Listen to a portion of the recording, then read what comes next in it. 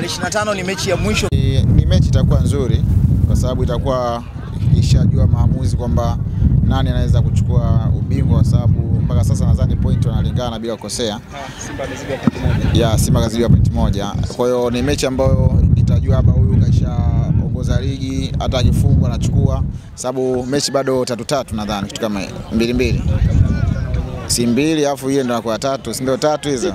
Unaona, kwa hiyo mpaka hapo labda mmoja akipoteza zote 2, mwingine kashinda zote 2 na maana kashakuwa bingwa. Kwa hiyo nadhani maamuzi zaidi ikifika hiyo siku ndo Watanzania wote watajua nani ataweza kuchukua. Pengine pressure inakuwaje kwa timu ambayo kwa mechi kama hii kuwekwa siku ya mwisho kabisa ya ligi ya msimu, kwa sababu tumeshashuhudia mara kadhaa, lakini imekuwa ni nadra pia kuiona mechi hii ikiwa ya mwisho ya msimu. Pressure lazima iwepo, lakini katika mechi za Simba na Yanga mara nyingi pressure zinakuwa kwa mashabiki, lakini mchezaji kama akashajua kazi yake nini, na ni mechi rahisi sana kushinda mechi zote, kwa sababu ni mechi ambao unakuta wengine wanakuwa na pressure, wewe una pressure, kwa hiyo inakuwa ni mechi rahisi sana kufanya vizuri.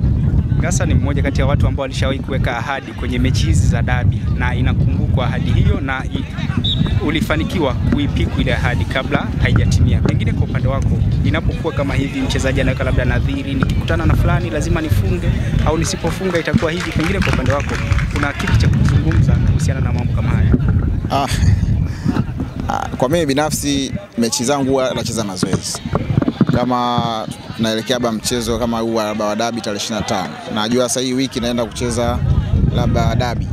Umeona? Kwa hiyo wiki yote lazima ni train kufunga na train kukimbia na train, yani vitu vyote ambavyo najua kwenye mechi vitaweza kutokea. Kwa hiyo nishafanya vile, basi kwenye mechi najua sasa leo naenda kufunga, leo naenda kutoa pasi. Kwa hiyo vile vitu vyote vinanionyesha yani kama mtu anavyoota ndoto. Kwa hiyo kikubwa kwanza ni mchezaji mwenyewe kujiandaa kabla wiki moja, kujua kwamba sasa hii naenda kukutana na mechi aina gani, naenda kukutana na mtu gani. Mfano kama Beno Ngasa ambaye yuko prison. Kwa mimi ndo naomba bana, mechi unakutana na mtu fulani anatumia uwezo huu, udhaifu wake ni huu, kwa unakuta sasa akifanya yale anakuwa tayari keshani. Kwa hiyo unakuwa unamsoma mtu ambaye unaweza kukutana. Unasema kwamba dabi ndio mechi bora zaidi kwa wachezaji, mechi nyepesi umesema. Ni mechi nyepesi. Pengine mechi hii watu wanasema kwamba ni maisha ya watu, kwa maana mashabiki, wachezaji, lakini pia viongozi. Tulishuhudia pia baadhi ya viongozi wakiondoka kwa sababu ya mechi hii. Pengine pressure ambayo ipo hivi sasa, una kitu cha kuzungumza kwa viongozi lakini pia kwa mashabiki? Ndio maana nasema kwamba pressure ipo kwa mashabiki sana, na pia ni mechi ambayo inaweza ikakupandisha na mechi inaweza kukushusha. Kwa hiyo mchezaji ni wewe mwenyewe jinsi ulivyojiweka, kama je nitaweza kuperform vizuri kumfurahisha yule shabiki ambaye yupo jukwani, sababu of course mashabiki huwa wanaumia, na mimi binafsi nilikuwa nacheza kwa sababu kwa ajili ya mashabiki, yani sitaki mashabiki waondoke wameumia uwanjani kwa ajili yangu. Kwa hiyo nakuta nafanya kitu kikubwa zaidi ili mradi yule shabiki aliyokuja uwanjani aweze kupata kile kitu ambacho halikitarajia kutoka kwangu, kuliko kurudi nyumbani ameinama. Kwa hiyo ndio maana nilikuwa napambana na kuweza kuhakikisha kwamba timu yangu iweze kupata ushindi na kuahidi chochote kwamba kitu fulani naenda kukifanya kwenye uwanja na nikafanya, kwa sababu nilikuwa na moyo wa kujiamini na kusubutu.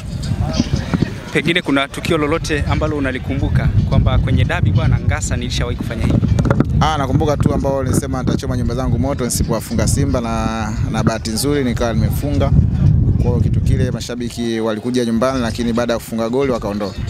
Walikuja mapema kusubiria mechi? Walikuja nyumbani kusubiria mechi itakuwaje. Sawa. Na kitu gani kingine, pengine mchezaji yupi ambaye alishawahi kukupa wakati mgumu sana kwenye mechi hizi za dabi, kwa upande ulipokuwa Simba lakini pia ulipokuwa Yanga? Wachezaji ni wengi ambao pia nilikutana na Shabalala ambaye alikuwa pia ana push, anakaba kwa akili mpaka leo bado anacheza. Ni mchezaji ambaye aliweza kunipa ugumu kidogo, lakini mimi pia nilimzidi vitu vingi. Ngasa ni mchezaji ambaye anashikilia rekodi ya kuwa mfungaji bora wa muda wote kwa upande wa timu ya taifa, na tunaona rekodi hiyo imedumu kwa vizazi na vizazi. Ni muda mrefu sasa Ngasa yupo kwenye timu ya taifa. Una kipi cha kuambia vijana ambao wanawakilisha timu ya taifa ya Tanzania ambao pia wanainyemelea rekodi yako? Na imani rekodi imewekwa ili ivunjwe, na bahati nzuri kwamba watu ambao wapo karibu na hiyo rekodi ni vijana wangu mimi.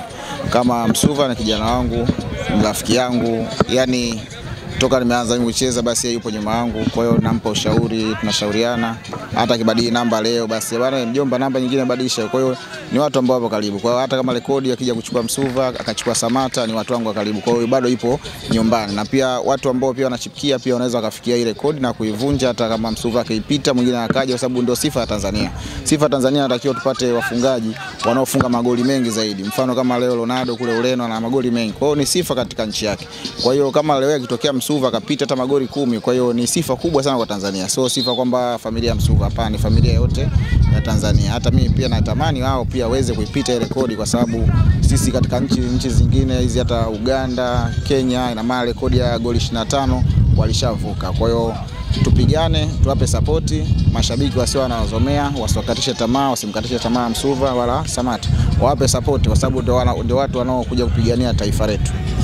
Na neno lako la mwisho kwa wale wanaosimamia mpira, kwa sababu tumeona timu zetu za taifa zimefuzu kwenye mashindano mbalimbali back to back, tofauti na ilivyokuwa miaka ya zamani. Pengine una kipi cha kuzungumza kwa viongozi wa TFF, bodi ya ligi pamoja na serikali kwa ujumla? Kikubwa wanafanya vitu vyao vizuri. Japokuwa sisi mashabiki tunaweza tusivione, lakini kwa kuwa angalia Simba kafika finali, sio jambo dogo. Angalia Yanga mwaka jana, si mwaka juzi aliingia finali. Sio jambo dogo. Angalia timu ya taifa imefanya vizuri AFCON. Umeona, tumeingia AFCON. Kwa hiyo sio jambo dogo. Kwa hiyo viongozi sawa, kila binadamu na madhaifu yake, lakini kikubwa tuangalie mafanikio yetu, je, yanaenda wapi? Kwa hiyo mafanikio kama ni mazuri, mabaya huwa yanafunikwa. Kwa hiyo mimi nadhani Watanzania pia tuunge mkono viongozi wa Yanga, Simba na TFF ambao wanaweza kulipeka gudumu hili letu pale mbele, na pia Mama Samia naye asichoke, aweze kusupport vijana wake waweze kufika mbali. Shukrani sana Ngasa. Enjoy soccer.